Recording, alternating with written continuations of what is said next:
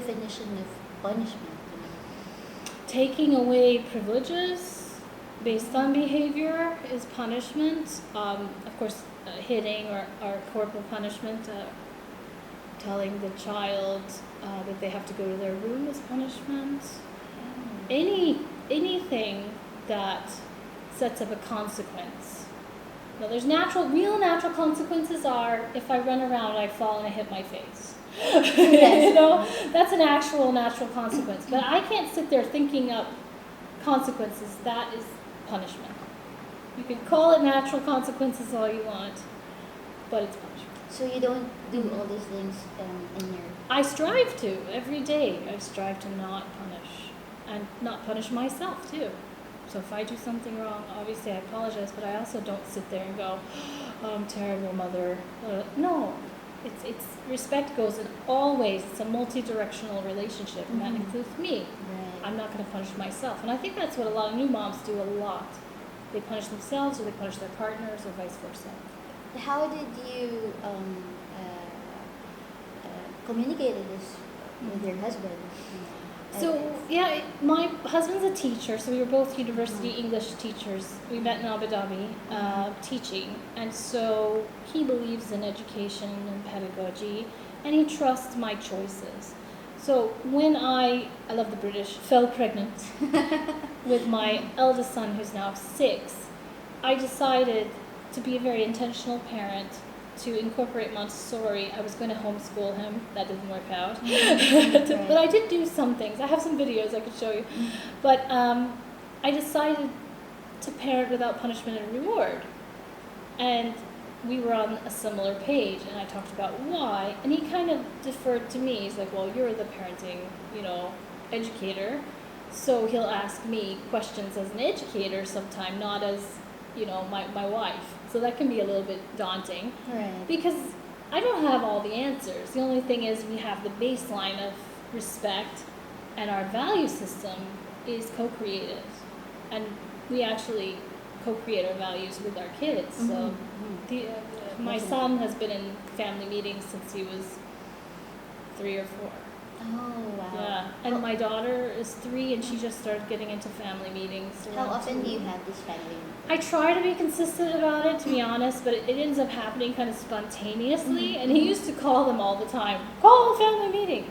And you have to understand, the family meetings that we do are based on AHA Parenting, Dr. Laura Markham, and it's about a compliment circle, an appreciation circle. That's very nice. And kids love that. They love to say thank you, and they will just blow you away with the things they have to say. And it's not like our old family meetings where it was like, now we have to address a problem.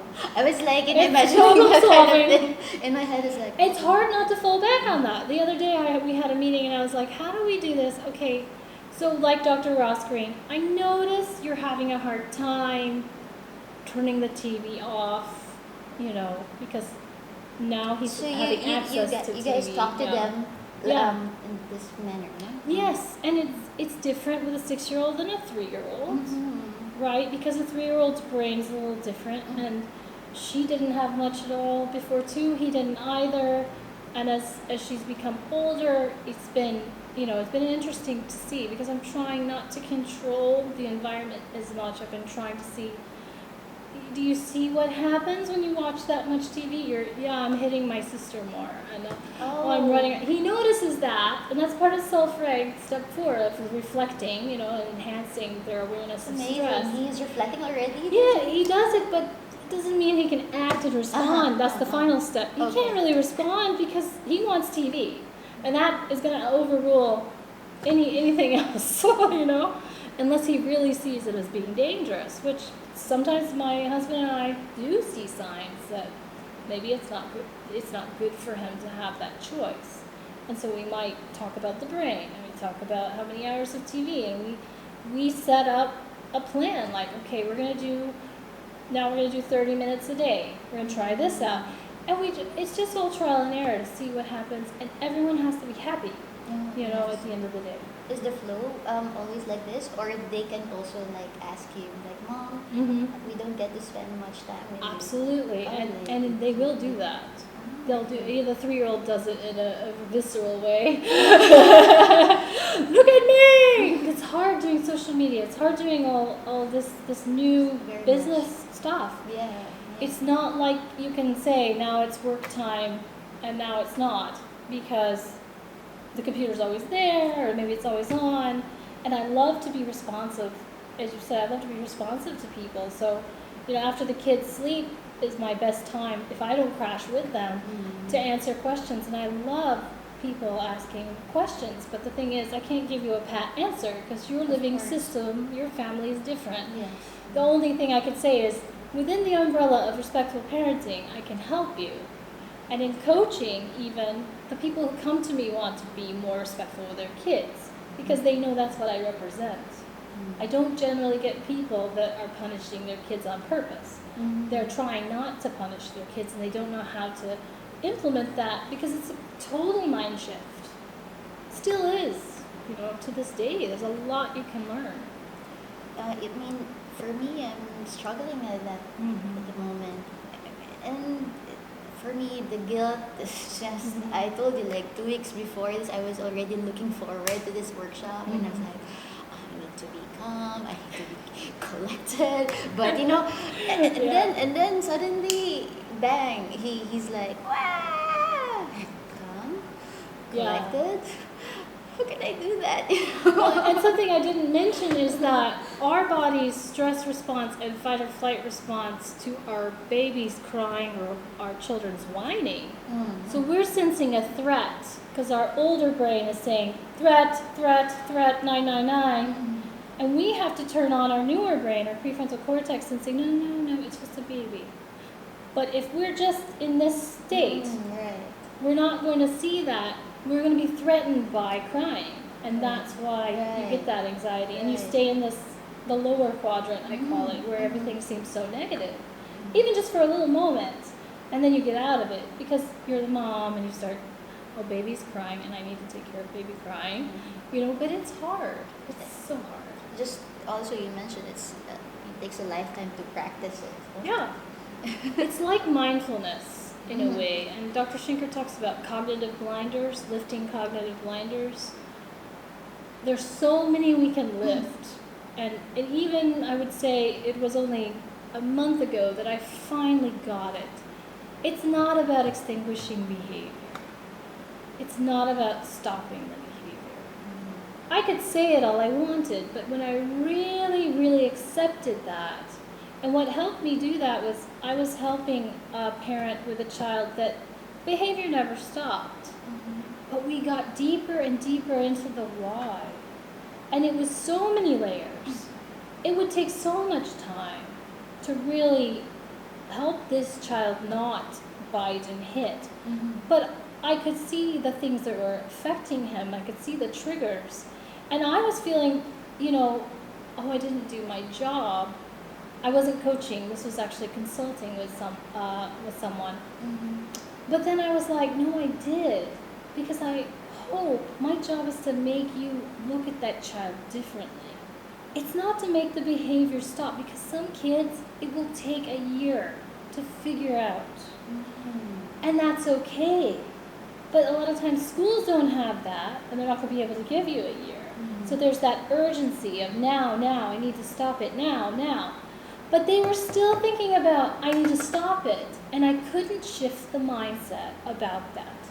And I felt disappointed, but then I realized, some people are not going to be ready for it yet. But I planted the seeds there. Yeah. I planted the seeds. And I bet you once they stop thinking about behavior stopping, they really do stop thinking about it, stop punishing, because they were punishing or rewarding, I'm sure that kid will turn around. But you have to make a magnificent shift in your perspective about behavior. It doesn't matter what they're doing. It's all communication. And what are they trying to say? And if you can't talk with them, or you only get half of the picture, that's how you use Self-Reg to see, well, what are the other pieces? What could be affecting you? Look at the stress responses in the body. And Mona Delahook has this amazing book, Beyond Behaviors, I have right here. And then also she did a keynote, livesofthebalance.org, and they have the physical signs of stress. And there are things you can actually see, the pale face, when the skin is pale, when a smile doesn't reach the eyes, when they start laughing hysterically. They're not doing it on purpose to bother you. Mm-hmm. They're saying, I'm stressed, help me out, I'm not safe. Exactly. My body's telling me, threat is here, Exactly. and it could be you, the threat. And that's okay. Because the baby is sometimes a threat to us. And we know that's ridiculous. Yeah, Right? but it happens, I guess. It happens all the time. Our bodies, like whining. Our bodies sense whining on a very negative level. We don't like it. We want it to stop. Warning system, warning. It's a Right. warning system to tell us something's wrong. But it bothers us so much, So right? much, yeah. And these are the things that we really need to learn because we were raised from a perspective, and we cannot blame our parents because I guess they were also raised with that perspective to stop the behavior, but not really the root cause of it. So that's why we need this kind of workshops, and I won't be able to attend the emotional coaching. Well, we have a new, so Dr. Kelly is the parent But you educator. should. Emotion coaching, we have a class on Tuesdays. I think that one's full, but Saturday, the 16th, 1, 2, 3, we're starting a class. It's 900 Rial for 6 sessions, I believe. Yeah, I Yeah. saw that. And the last, I'll put the link on the. yeah, the last comment. session will be kind of maybe one-on-one because we know about the December holidays for some people. And she'll be starting how to talk so kids will listen so kids will talk. So she'll be doing a number of different classes. And what I do when I need is coaching clients because I love working with dads and moms together. And I love working with moms because it's usually who I work with from all around the world. I've worked with people from Japan, Egypt, Malaysia, Philippines, everywhere. Do you do online classes as well? I do online through Zoom. We can do online that's classes good. or on Facebook. There's a lovely platform on Facebook that I really like. And I'll I put love, that link as yeah, well. I love the face-to-face. At the Pearl, we have a face-to-face meeting. At least one meeting is great. But I do work with clients in other countries, so I'm open for that as well. But coaching is about finding your strengths, finding the answers inside of you, and I nudge you along in that process. And if you need more information, you need more parent education, I can help with that too. But it's so rewarding because I've never worked with a client that didn't achieve their dreams. But at the same time, I've almost never worked with a client whose dream ended up being the same thing they thought that they wanted. Because in the process, you realize what you really want. That's good. When you coach, do you coach both parents or? I love doing couples. I don't change my prices. I'm going to tell you the prices. So it's 2,000 for 6 sessions. It's 5 sessions plus 1 free. And then 10 sessions plus 1 basically for 4,000. Yeah. But this is an investment in you and your parenting. And my goal is to have it stop. I don't want you to be relying on me the whole time.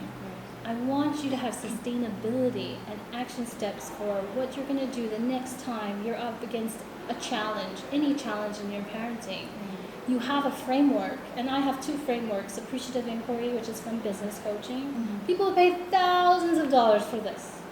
Right? But when it comes to parenting, we don't value our work. When it comes to ECE, early childhood education, we don't value that work. That is the most amazing work. That is building the architecture of a brain through relationships and through our mental health and building their mental health and their overall well-being. To me, it's profound what we can do when we just help people understand that's your strength. Don't you see all the good things that are going on? Don't you see that alhamdulillah? The thing I love about Arabic, this word, alhamdulillah, to be really grateful for what we have and do a gratitude practice. It's so powerful. It has so many results. And with Self-Reg, to really get, I'm tense. That's why I'm doing this. That's why I'm eating the potato chips. And not to punish myself. So Dr. Kelly and I want to invite you every Monday to IKEA. this Monday from 9 to 10:30, we'll be talking about reframing your parenting challenges and your story that you have about parenting. So I'm not good enough. My story, I'm not playful enough. What's your story? I'm not affectionate enough. I had that story. Oh, really? Yeah, I go back to that story a lot. So, and I love that you're saying that, because as moms, as women, sometimes we get touched out. Sometimes it's hard. Sometimes we just don't feel like we're giving the right things at the right time, or that we can't even give because we're so tired, for whatever reasons. And that's a bit of what we're going to do in the next session. And the emotion coaching class starts this Saturday. So there's a lot of, as well, we have Tuesday night. Inspire Me is our parent company, and they do free Tuesday workshops every night at the Pearl at Shakespeare and Company.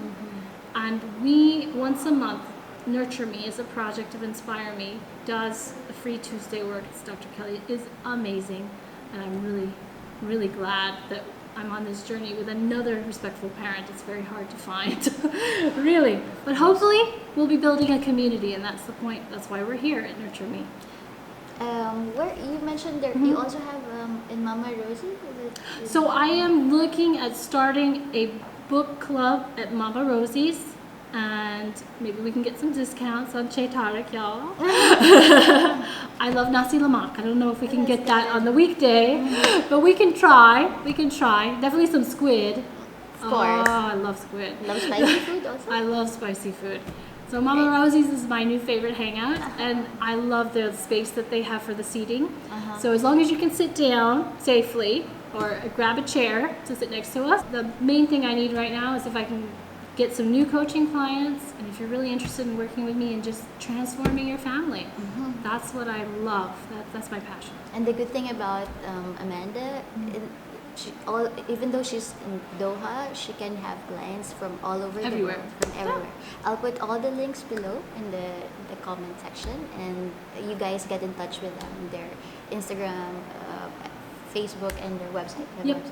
So thank you. And the website is through Inspire Me, but we have a Nurture Me /Nurture Me. All right. InspireMe.qa, I believe. And salamat po. Thank you so much. Thank you so much. It was great, really Yeah, great talking to you.